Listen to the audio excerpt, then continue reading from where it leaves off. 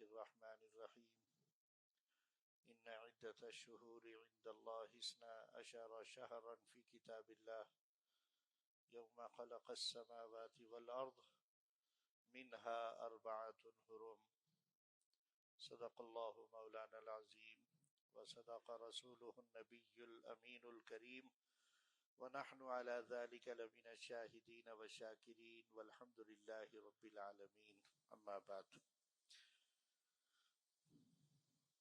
حسب معمول گفتگو شروع کرنے سے پہلے آقا نامدار ختمی مرتبت حضرت احمد مجتبی جناب سیدنا محمد مصطفیٰ صلی اللہ علیہ وآلہ وسلم کی بارگاہ اقدس میں بلند آواز کے ساتھ درود پاک کا نذرانہ پیش فرمائیں. صلی اللہ علیہ یا رسول اللہ وسلم علیک یا حبیب اللہ صلی اللہ علیک یا رسول اللہ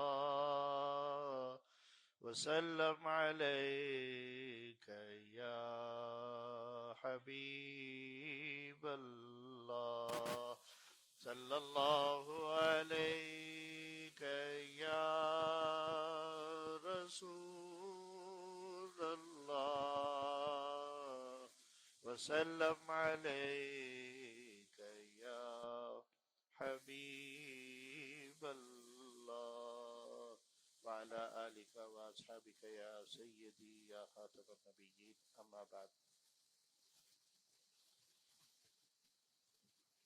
زندگی کے روز و شب بہت تیزی کے ساتھ ہمیں ہماری منزل کی طرف لے کر جا رہے ہیں، اور ہے تو وہی دن کے 24 گھنٹے اور ہفتے میں 7 دن اور مہینے میں 30 دن، سال میں 365 دن، لیکن شاید ہمارے اعمال اتنے خراب ہو چکے ہیں کہ اللہ نے وقت میں سے برکت کو اٹھا لیا ہے، اور وقت کی برکت ختم ہوتی نظر آ رہی ہے، اور دن ایسے گزر رہے ہیں کہ جیسے لمحات گزرا کرتے ہیں. اللہ سے دعا کریں کہ اللہ تعالی ہمارے لیے وقت میں برکت پیدا فرمائے، اور وہ برکت آخرت بنانے کے لیے ہو، اور آخرت کی طرف کچھ خزانہ جمع کر کے بھیجنے کی طرف ہو. بہرحال دنیا تو اپنے حساب سے چل رہی ہے، لیکن اللہ کا نظام اور اللہ کا قانون بھی اپنے حساب سے روا اور دوا ہے، اور انسان کے پاس مہلت ہے اس وقت تک جب تک کہ اس کی سانس چل رہی ہے. اللہ کی رحمت ہے جو اس نے وعدہ کیا ہے، جو حدیث میں بیان فرمائے نا، اللہ نے وعدہ کیا ان رحمت اللہ قریب من المحسنین. اللہ کی رحمت جو ہے وہ بہت قریب ہے احسان کرنے والوں کے ساتھ، اور احسان کی بہت ساری تعریف کی جا سکتی ہے. احسان کی تعریف حدیث جبریل کی روشنی میں بھی کی جا سکتی ہے، احسان کی تعریف معاملات کے حوالے سے بھی کی جا سکتی ہے. جس طریقے سے بھی آپ کریں، اللہ نے مقید نہیں رکھا. اللہ نے یہی فرمایا کہ احسان کرنے والے جو ہیں ان سے قریب ہے اللہ کی رحمت. تو ایسے اعمال کی اللہ تعالی ہم کو توفیق دے کہ ہمارے اوپر اللہ کی رحمتیں نازل ہونا شروع ہو جائیں اور ہم اللہ کی رحمت کے قریب ہو جائیں. گزشتہ جمعوں سے میں آپ کی توجہ اس طرف مبذول کروا رہا ہوں کہ مقصد زندگی جو ہے وہ رب تبارک و تعالی کا کچھ اور ہے اور ہم نے اپنا مقصد زندگی کچھ اور بنا لیا ہے، اور ہمارے اور رب کے اس مقصد کے اندر بالکل 90 ڈگری کے جو ہے وہ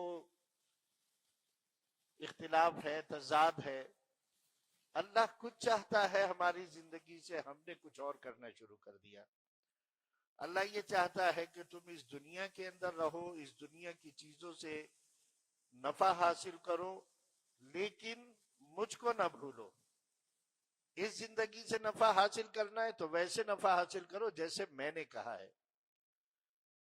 اور ہم نے زندگی کا مقصد یہ بنا لیا کہ بس جیسے بھی ہو ہماری زندگی دوسرے سے بہتر ہونی چاہیے، ہمارے پاس مال دوسرے سے زیادہ ہونا چاہیے، ہماری جائیداد دوسرے سے زیادہ ہونی چاہیے۔ ہم ہر طریقے سے معاشرے کے اندر، یعنی جو اسٹیٹس کو کی جو ایک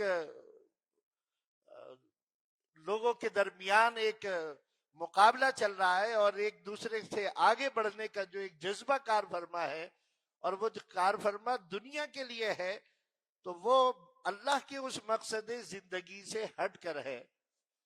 اللہ تعالیٰ نے ہر چیز، میں نے پہلے بھی کہا کہ انسان کے لیے پیدا کی ہے، تمام آسائشیں انسان کے لیے ہیں، تمام نعمتیں انسانوں کے لیے ہیں، لیکن کہا یہ ہے کہ ان سب کو ویسے استعمال کرنا جیسے میں نے کہا ہے۔ اور اللہ کے حکم کے مطابق اگر انسان زندگی بسر کرتا ہے اور حکم بجا لاتا ہے، تو میں پہلے بھی یہ حدیث مبارکہ سنا چکا ہوں کہ اللہ کے رسول صلی اللہ علیہ وآلہ وسلم نے ارشاد فرمایا کہ تم اپنی زوجہ سے جو نفع حاصل کرتے ہو اپنے نفس کے لیے، وہ بھی اگر اللہ کے حکم کے مطابق ہے تو اللہ اس پر بھی تمہیں اجر عطا فرماتا ہے۔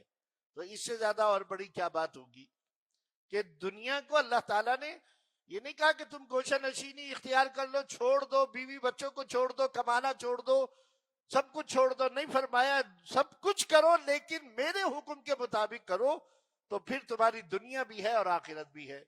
اور اگر میرے حکم سے ہٹ کر کرتے ہو، مال ناجائز کماتے ہو، حرام مال کی آمیزش حلال کے اندر کر دیتے ہو، تو پھر تم نے اپنا مقصد اور اپنا معبود اپنے نفس کو بنا لیا، اللہ کے حکم کے مطابق زندگی بسر نہیں کری۔ تو اللہ تعالی ہمیں زندگی اس طرح بسر کرنے کی توفیق عطا فرمائے جیسے اللہ اور اس کے رسول صلی اللہ علیہ وآلہ وسلم کا حکم ہے۔ دنیا ہی اگر سب کچھ ہوتی نا، تو دنیا کے اندر سب سے بڑا اگر محل ہوتا تو میرے آقا علیہ الصلوۃ والسلام کا ہوتا، جن کے لیے اللہ نے ساری کائنات بنائی تھی۔ سب سے بڑا محل ان کا ہوتا، سب سے زیادہ جائیداد ان کے پاس ہوتی۔ بلکہ حدیث مبارکہ میں بیان فرمایا، جبریل امین حاضر خدمت ہوئے اور کہا یا رسول اللہ صلی اللہ علیہ وسلم، اگر آپ چاہیں، فاقے سے ہیں 3 دن کے فاقے۔ حضرت عائشہ صدیقہ رضی اللہ تعالیٰ عنہ فرماتی ہیں، خاندان نبوت پر کبھی مستقل 3 دن ایسے نہیں گزرے کہ ہم نے پیٹ بھر کر کھانا کھایا ہو۔ اب اس سے زیادہ اور کیا ہم روشنی لے سکتے ہیں؟ جبریل امین حاضر ہوئے ایسے حالت میں کیا فاقے سے کہا یا رسول اللہ صلی اللہ علیہ وسلم، اللہ رب العزت آپ کو سلام پیش کرتا ہے اور آپ سے ارشاد فرماتا ہے کہ اگر آپ ارشاد فرمائیں تو ہم یہ کوہ احد کا پہاڑ جو ہے نا، اسے سونے کا بنا دیں، اور یہ آپ جہاں جائیں یہ آپ کے ساتھ ساتھ جائے، آپ اس میں سے جتنا چاہیں خرچ کریں، نہ اس میں کمی ہوگی نہ اس کا حساب لیا جائے گا۔ اس سے بڑی نعمت اور کیا ہو سکتی ہے؟ جہاں جائیں ساتھ جائے، جو چاہیں خرچ کریں، نہ کم ہوگا نہ حساب لیا جائے گا۔ اور یہی سب سے بڑی آزمائش ہمارے لیے ہے۔ ہمیں اگر اللہ مال دیتا ہے، ہمارے پاس مال جمع ہوتا ہے، تو ہماری فکر یہ ہوتی ہے کہ آج جتنا ہے کل اس سے دگنا ہو جائے، کم نہ ہو۔ زکوٰۃ نکالنے کا وقت آتا ہے تو سوچتے ہیں ارے بھائی اتنی زکوٰۃ نکالنی پڑے گی، بھول جاتے ہیں کہ مال کا اصل مالک اللہ ہے، اللہ نے ہم کو عطا فرمایا ہے۔ اور اللہ نے فرمایا یہی ایک امتحان ہے کہ اے میرے بندے، سال گزر گیا، تیرے پاس مال تیری ضرورت سے زیادہ ہے، دینے والا میں ہوں، تجھے حکم دیتا ہوں اس میں سے جو میں نے مقرر کر دیا حصہ، بہت بڑا حصہ مقرر نہیں کیا اللہ تعالیٰ نے، بہت بڑا حصہ نہیں مقرر کیا، جو مقرر کیا ہے وہ تو 40واں حصہ وہ تو مسکینوں کو، غریبوں کو، مستحق لوگوں کو وہ پہنچا دو. ان کا مال تمہارے پاس ہے، تم ان کو مال دے کر ان کے اوپر کوئی احسان نہیں کر رہے ہو. ہمارے یہاں ایک یہ بڑی مصیبت ہے کہ اگر کوئی زکوٰۃ ادا بھی کرتا ہے، اگر زکوٰۃ کے مال سے رہا ہے مدد اپنے بھائی کی، احسان کا جوتا پھر بھی اس کے سر کے اوپر رکھتا ہے کہ میں نے تیری مدد کری. تم نے کیا مدد کری؟ اللہ کا حکم ہے. تم اگر نہیں نکالو گے یہ مال تو اللہ کیا پکڑے جاؤ گے. تمہارا مال تمہاری گردنوں کے اندر توق، آگ کا توق بنا کر ڈالا جائے گا. تو یہ تو اللہ نے حصہ ان کا مقرر کر رکھا ہے، تمہارا اس میں کوئی کمال نہیں ہے. تم کوئی احسان نہیں کر رہے ہو، اللہ کا حکم بجا لا رہے ہو. اجر کے مستحق ہو، اس بندے کے اوپر کوئی احسان نہیں ہے تمہارا. لیکن یہ ہوتا ہے کہ دیتے ہیں تو پھر احسان کا جوتا بھی رکھتے ہیں. بہرحال اللہ تعالیٰ نے فرمایا یہ مال جو ہے یہ تم نے نکالنا ہے اتنا مال. لیکن ہوتا کیا ہے کہ ہمارے دل بجھنے لگتے ہیں. یہ نہیں سوچتے کہ اللہ نے مثال کے طور پر لاکھ دیا ہے، اب اس لاکھ میں سے اگر 2500 نکالنا ہے تو دل بجھ رہا ہوتا ہے. کم ہو رہا ہے مال، لاکھوں ہیں، اگر زکوٰۃ لاکھ میں نکل رہی ہے وہ لاکھ روپے یار کم ہو جائیں گے. اللہ نے تو یہ کہا ہے کہ تم زکوٰۃ نکالو، میں تمہارے مال کو بڑھا دوں گا. مال کا بڑھنا بہت ساری صورتوں کے اندر ہو سکتا ہے. ضروری نہیں ہے کہ 40 لاکھ آپ کے پاس تھا، آپ نے اس کا 40واں حصہ نکالا تو اب آپ یہ سوچیں کہ یہ 40 لاکھ 50 لاکھ ہو جائیں گے. یہ بھی تو ہو سکتا ہے کہ اللہ تعالیٰ تمہارے اس مال کی حفاظت کر کے، اس کو چوروں سے بچا کر، ڈاکوؤں سے بچا کر، تمہارے مال کی حفاظت کر کے تمہارے مال میں اضافہ کر دے.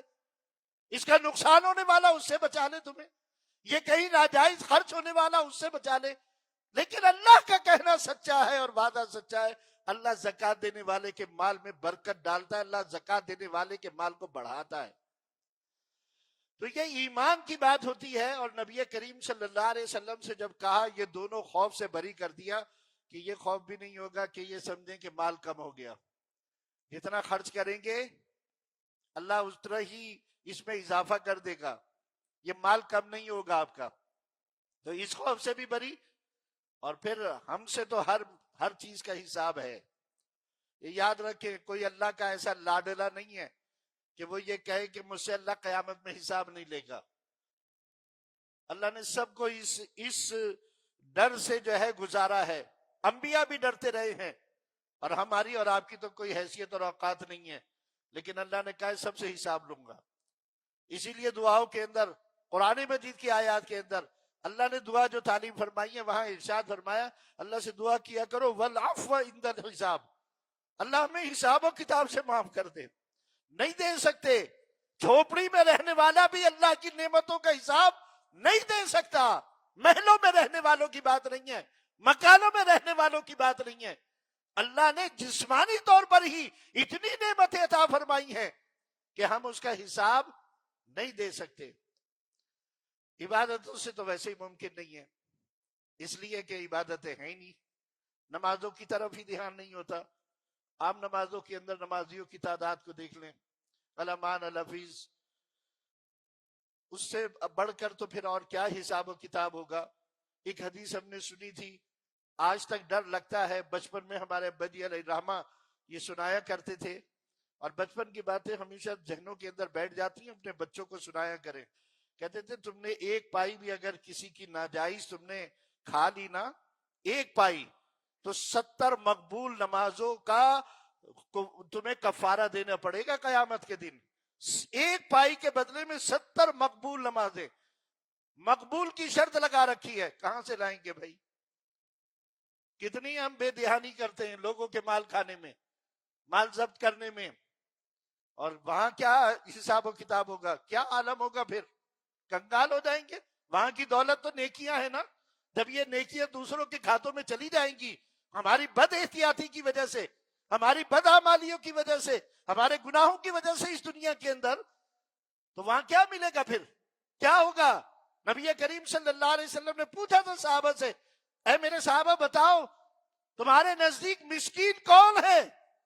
کہا جس کے پاس مال نہ ہو، اسی کو مسکین سمجھتے ہیں. کہا نہیں، وہ مسکین نہیں ہے، مسکین اصل میں وہ ہے جو قیامت کے دن پہاڑوں جیسی نیکیاں لے کر آئے گا، لیکن اس کے خلاف دعویٰ کرنے والوں کی لائن لگی ہوگی.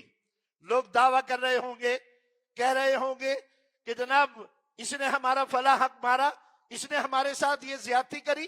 حقوق اللہ کی بات نہیں ہو رہی، نمازوں کے بارے میں نہیں پوچھا جا رہا، زکوٰۃ کے بارے میں نہیں پوچھا جا رہا، حج اور روزے کے بارے میں نہیں.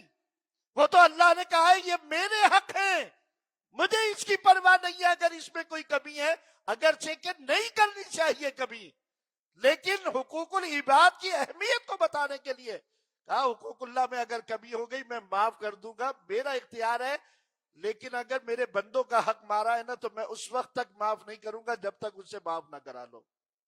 کہاں معاف کرائیں گے؟ قیامت کے میدان میں تلاش کیسے کریں گے؟ وہاں کا عالم تو کچھ اور بیان فرمایا ہے. وہاں کا تو عالم یہ بیان فرمایا ہے کہ ایک شخص کی ایک نیکی کم ہو رہی ہوگی، ترازو میں تو لے جا رہے ہیں اعمال. اللہ ہم سب کو آخرت کی نیکیاں جمع کرنے کی توفیق عطا فرمائے، وہاں کا خزانہ جمع کرنے کی توفیق دے، اور اس کی فکر عطا فرمائی. اس دنیا کے اندر ہی کر سکتے ہیں. میں نے پہلے بھی کہا ہے کہ 24 گھنٹے سے 25واں گھنٹہ نہیں ملے گا ہمیں. یہ زندگی کے ہمارے دن کے 24 ہی گھنٹے ہیں، اسی میں سے آخرت بنانی ہے. ہفتے کے 7 دن ہیں، اسی میں سے آخرت بنانی ہے. 8واں دن نہیں ملے گا. زندگی اگر 40 سال کی ہے، 41واں سال اللہ نہیں دے گا کہ یہ 1 سال تمہاری آخرت بنانے کے لیے ہے، تم اس سے آخرت بنا لو. تو سوچنا پڑے گا، یہی ٹائم ہے، انہی دنوں میں سے، انہی گھنٹوں میں سے ہمیں اپنی آخرت بھی بنانی ہے. دنیا کے کاموں کے ساتھ ساتھ آخرت کی فکر بھی کرنی ہے. اور آخرت کی دولت جو ہے وہ بڑی، وہ روپے پیسے نہیں ہے، وہ جائیداد نہیں ہے، وہ اولاد نہیں ہے. اس صورت میں اولاد ہے کہ نیک اور صالح ہے، مرنے کے بعد دعائیں مغفرت کرنے والی ہے، ایصال ثواب کرنے والی ہے، اچھے اعمال کرے گی دنیا کے اندر تو ہمارے لیے وہ اچھی ثابت ہوگی، ورنہ اولاد بھی باعث ہے ہلاکت ہو جائے گی. یا ایھا الذین آمنوا لا تلہکم اموالکم ولا اولادکم عن ذکر اللہ. اے ایمان والو دیکھو تمہیں ہلاکت میں نہ ڈال دے تمہارے مال اور تمہاری اولادیں، اللہ کے ذکر سے روک کر، یہ سب ہلاکت بن جائے گا. اگر صرف دنیا اولاد کو پڑھایا لکھایا اس لیے کہ اچھی ملازمت مل جائے، پیسے کمانے والے بن جائے، دین کی طرف دھیان نہیں دلوایا. دین کی بنیادی تعلیمات جو ہر ایک پر لازم و ملزوم ہے، عالم بننا ہر ایک پر لازم نہیں ہے، لیکن دین کی وہ بنیادی باتیں جو زندگی گزارنے کے لیے ضروری ہیں، جس سے حلال و حرام کی تمیز پیدا ہو جائے، بھلائی اور برائی کی تمیز پیدا ہو جائے، اتنا علم دینا ہر ماں باپ کے اوپر فرض ہے، اور ہر ایک پر لازم ہے کہ وہ اتنی تعلیم حاصل کرے. تو یہ اولاد بھی جو ہے وہ ہلاکت کا سبب بن جائے گی. ایک نیکی کم ہو رہی ہے، گڑ گڑائے گا اللہ کی بارگاہ میں، یا اللہ مجھے تھوڑا سا موقع دے دے، میں جاؤں جا کر کے کسی سے کوئی نیکی لے کر آ جاؤں. اس حدیث کو کئی حوالوں سے آپ اپنی زندگی کے اندر داخل کر سکتے ہیں.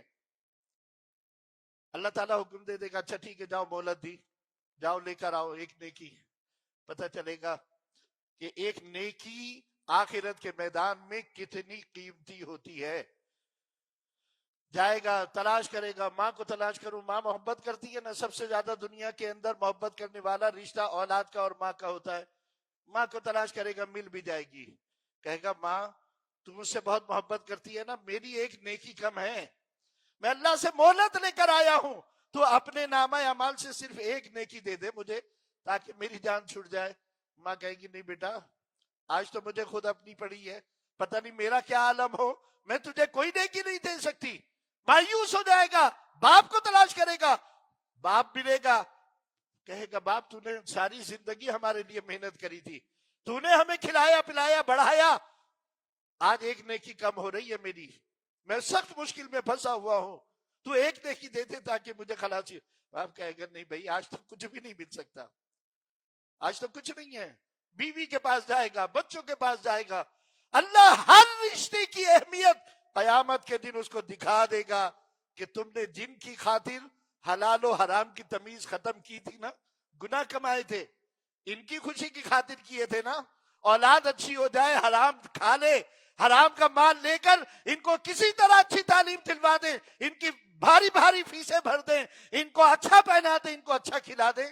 آج اس اولاد کو بھی دیکھ لو، کوئی ایک نیکی دینے والا نہیں ہوگا، مایوس ہو کر لوٹ رہا ہوگا.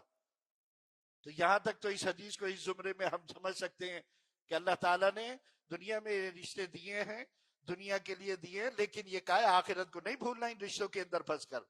آخرت میں یہ بھی تمہارے کوئی کام آنے والے نہیں ہیں. آخرت کے لیے تو کچھ اور نیکیاں جمع کرنی ہے. اور پھر آگے اہمیت بتائی اچھے لوگوں کی صحبت کے حوالے سے کہ مایوس ہو کر جا رہا ہوگا. ایک نیک شخص، نیکیوں کا ساتھی، مسجدوں کا ساتھی، ذکر کی محفلوں کا ساتھی، رشتہ دار نہیں ہوگا، کوئی خاندانی رشتہ نہیں ہوگا، اللہ کے لیے مسجدوں میں بیٹھنے والے ایک ساتھ، اللہ کی عبادت کرنے والے، ان صفوں میں جمع ہونے والے، اللہ کے ذکر کی محفلوں میں بیٹھنے والے، ان میں سے کوئی ایک مل جائے گا. کیا بات ہے، کیوں اتنا پریشان؟ کہا کیا بتاؤں، بس ایک نیکی میری کم ہے، حساب و کتاب میں پھنسا ہوا ہوں.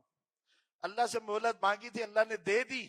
یہ اس ایک نیکی کے لیے میں مارا پھر رہا ہوں. باپ کے پاس جا رہا ہوں، ماں کے پاس جا رہا ہوں، اولاد کے پاس جا رہا ہوں، بیوی کے پاس، کسی نے نہیں دی. وہ کہے گا اچھا بس ایک نیکی کی بات ہے، جا میں اپنی ایک نیکی تیرے لیے ہبہ کر دیتا ہوں. تو اللہ کے پاس جا کے میرا فلانا دوست ہے، اللہ کی ذکر کی، ہم دنیا میں ایک ساتھ بیٹھا کرتے تھے، مسجدوں میں بیٹھتے تھے، اللہ کی ذکر میں بیٹھتے تھے، اس نے مجھے اپنی ایک نیکی ہبہ کر دی ہے. تیرا کام ہو جائے گا، میرا اللہ مالک ہے. وہ خوشی خوشی جائے گا دوڑا ہوا، کہے گا باری تعالیٰ میرا فلاں ساتھی ہے، مسجدوں کا ساتھی ہے، ذکر کی محفلوں کا ساتھی ہے، نیکیوں کا ساتھی ہے، ہم نے مل کر ایک جگہ بغیر رشتہ داری کے ایک دوسرے سے محبت کی تھی، آج بھی اس نے اس محبت کا حق ادا کر دیا. اس نے اپنی ایک نیکی مجھے دے دی ہے، میرے اعمال نامے میں اس کو ڈال دے. اللہ تعالیٰ ڈالیں گے، پلڑا بھاری ہو جائے گا نیکیوں کا. اللہ حکم فرمائے گا جاؤ تمہیں جنت عطا فرما دی. وہ شخص خوشی خوشی دوڑنے لگے گا جنت کی طرف. پھر اللہ کی رحمت، جو اس نے وعدہ کیا ہے کہ میں اپنے بندے سے، ماں باپ سے بھی، حضرت ذرا آواز کم رکھیں، باتیں نہ کیا کریں مسجد میں بیٹھ کر، تھوڑی آواز کم رکھیں. جو بات نہیں سننے کو ملتی ہے تھوڑی سی اگر مل رہی ہے تو دوسروں کو بھی، میں آپ کی آواز سے ڈسٹرب ہو رہا ہوں. درود شریف پڑھے، اللہم صلی علی سیدنا و مولانا محمد و علی آل سیدنا و مولانا محمد و بارک وسلم علیہ. اب وہ جانے لگے گا. اللہ نے وعدہ کیا ہے میں ماں سے بھی 70 گنا زیادہ محبت کرتا ہوں بندوں سے. اس محبت کا اظہار دیکھیں کیسے ہو رہا ہے. جب وہ جنت کی طرف جانے لگے گا تو اللہ کا ایک وعدہ اور ہے، اور وعدہ اس نے وہ کیا کیا ہے، وہ یہ وعدہ کیا ہے کہ جس کو ایک مرتبہ جنت کا حکم مل جائے گا پھر اس کی کوئی خواہش ٹالی نہیں جائے گی، اس کا کوئی کہنا ٹالا نہیں جائے گا. اب وہ جنت میں جا رہا ہے، اللہ تعالیٰ پیچھے سے آواز دے گی اے شخص تو کتنا خود غرض ہے. وہ شخص جس نے اپنی نیکی دیکھ کر تجھے جنت میں ڈلوایا، تو جنتی ہو گیا اور اس کو بھول کے جا رہا ہے تو. اور اس سے خیال آئے گا کہ ہاں باری تعالیٰ، ہاتھ جوڑے گا اللہ کے آگے، گڑ گڑائے گا اے باری تعالیٰ اپنی رحمت سے اس کو بھی معاف فرما دے، اس کو حساب و کتاب سے بری کر دے. اللہ فرمائے گا ہاں یہ حق ہے میری خاطر ایک دوسرے سے محبت کرنے والوں کا کہ وہ آخرت میں بھی کام آتے ہیں. جا میں تیرے کہنے سے اس کی بغیر حساب و کتاب مغفرت کر رہا ہوں، اسے بھی جنت میں لے جا اپنے ساتھ، وہ بھی جنت میں چلا جائے گا. ایک ایک جنتی، ایک حدیث مبارکہ میں 70 لوگوں کو اپنے ساتھ جنت کے اندر لے کر جائے گا، ایک ایک جنتی. لیکن وہ کون لوگ ہوں گے؟ ایک جنتی جنت کی طرف حکم ہو جائے گا. اب جسے آخرت میں جنت مل جائے اس کی خوشی کا کیا ٹھکانہ ہوگا؟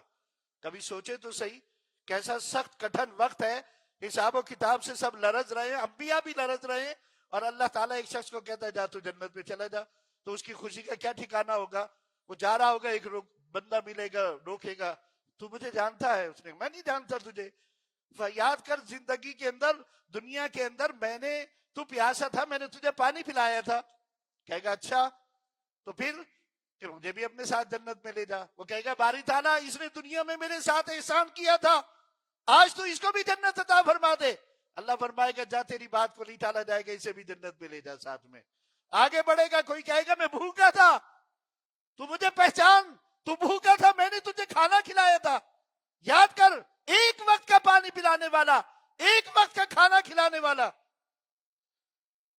اچھا پھر کیا ہوا؟ کہا میں بڑا سخت مشکل میں ہوں, پتہ نہیں کیا معاملہ ہو, تو اللہ سے سفارش کر مجھے بھی اپنے ساتھ جنت میں لے چل. وہ کہے گا باری تعالیٰ اس نے بھی میرے ساتھ احسان کیا تھا, اسے بھی جنت عطا فرما. اللہ فرمائے گا جا تیری خاطر اسے بھی معاف کیا. اس طرح ایک ایک جنتی کے ساتھ, اس کے ساتھ دنیا میں حسن سلوک کرنے والے لوگ ملتے رہیں گے, اور وہ اللہ سے سفارش کرتا رہے گا, اور اللہ تعالیٰ اس کی سفارش کو قبول فرمائے گا, اور وہ اپنے ساتھ ایسے 70 لوگوں کو جنت کے اندر لے کر چلا جائے گا. لیکن بھائیو بات یہ ہے کہ یہی دنیا ہے نا, اسی دنیا سے تو آخرت بنانی ہے, یہ نیکیاں اسی دنیا سے کمانی ہے. یہ اس دنیا سے جانے کے بعد کمانے کا ٹائم نہیں ہوگا. یہ مت سوچیں کہ ابھی زندگی ہے, کل کر لیں گے, پرسوں کر لیں گے. تو یہ نیکیاں کیسے جمع کی جائیں گی؟ اللہ نے موقع دیا ہے, اللہ تعالیٰ نے ایک وقت دے دیا ہے. اسی دنیا کے اندر, انہی 12 مہینوں کے اندر مختلف فضیلتوں والے مہینے عطا فرما کر اللہ نے فرما دیا اس سے اپنے خزانے بڑھا لو. اگر آخرت کی فکر ہے تو پھر یہ مہینے میں نے تمہیں دے دیے ہیں, ان مہینوں میں تمہارا ایک عمل کا اجر تمہیں میں سال بھر کی عبادت کے برابر عطا فرماؤں گا. کما لو. اب اگر کمانا ہے, آخرت کی فکر ہے, تو پھر جستجو کرو, پھر اللہ کی عبادت کی طرف چستی اختیار کرو. صحابہ کرام رضوان اللہ تعالی علیہم اجمعین رجب کے مہینے سے ہی نیکیوں کے اندر شروع ہو جاتے تھے, اس لیے کہ حضرت ذوالنون مصری علیہ الرحمہ فرماتے ہیں کہ رجب کا مہینہ جو ہے نا, وہ جس طرح کسان کھیتی کے 3 اسٹیج ہوتے ہیں نا, ایک زمین تیار کی جاتی ہے, پھر اس میں دانہ ڈال دیا جاتا ہے, پھر اس کے اندر کھاد اور پانی ڈالی جاتی ہے, پھر اس کے بعد فصل اگتی ہے, اور جب فصل پوری ہو جاتی ہے تو آخری سٹیج یہ ہے کہ وہ اس سے نفع حاصل کرتا ہے, کھیتی کاٹتا ہے, پھل لیتا ہے, بازار میں بیچتا ہے, اپنی ضروریات کی تکمیل کرتا ہے. فرمایا آخرت کے لیے بھی ایسے ہی ہے, رجب کا مہینہ جو ہے یہ زمین تیار کرنے اور بیج بونے کا مہینہ ہے. تیار کرو اپنے آپ کو. رمضان کی تیاری رجب سے کرتے تھے, رمضان کے اندر عبادت کی غرض سے اپنا وقت نکالنے کے لیے, جسمانی طور پر اپنے جسم کو عادی بنانے کے لیے رجب سے محنت کیا کرتے تھے. جتنی عبادت کرتے تھے, اللہ نے قرآن کے اندر فرمایا منہا اربعۃ حرم, ان میں 4 مہینے, یہ جو سال ہے پورا ترجمہ کرنے کا وقت نہیں, ٹائم ہو گیا. جب 12 مہینے میں سے 4 مہینے اللہ نے حرمت والے, اس میں سے 1 مہینہ یہ رجب کا ہے. تو حرمت والا ہے تو کیا حرمت کریں گے, اور تو کچھ نہیں بیان فرمایا. تو جب نہیں بیان فرمایا, اگر اس کو عام مہینوں کی طرح گزارا تو پھر کیا اس کی فضیلت ہوئی؟ اس لیے یہ مہینہ باقی مہینوں سے ہٹ کر گزارنا ہے, عبادت کے اندر, صدقہ و خیرات کے اندر, نفلوں کے اندر زیادتی کر کے اللہ کے اس مہینے کی حرمت کا اپنے عمل سے اظہار کرنا ہے. صحابہ بھی ایسے ہی کرتے تھے, رجب سے شروع ہو جاتے تھے, کہتے اس مہینے کے اندر 1 درہم اگر کسی نے صدقہ دیا, کوہ احد کے برابر سونا خیرات کرنے کا ثواب ملتا ہے اسے. صدقہ و خیرات میں اضافہ کریں. کرنے کے کام بتا رہا ہوں. اگر آخرت کمانی ہے, آخرت میں زیادتی کرنی ہے, آخرت کی نیکیاں لینی ہے, تو رجب کے مہینہ ہو سکتا ہے آج رات سے شروع ہو جائے یا کل سے شروع ہو جائے, پہلی رات سے ہی. فرمایا جو اس مہینے میں توبہ کرتا ہے, داؤد علیہ السلام جیسی عبادت کا اللہ اسے اجر عطا فرماتا ہے. پہلی رات سے ہی توبہ کے لیے 2 نفل, ایک تو اضافہ ہو جائے گا نا عبادت کے اندر. فرائض تو سب کے لیے یکساں ہیں, نفل عبادتوں میں اضافہ کرنا ہے. تہجد کے لیے اٹھنے کی کوشش کریں, نہیں تو عشاء کی نماز پڑھنے کے بعد اضافی طور پر 2 رکعت نفل پڑھیں توبہ کی نیت سے.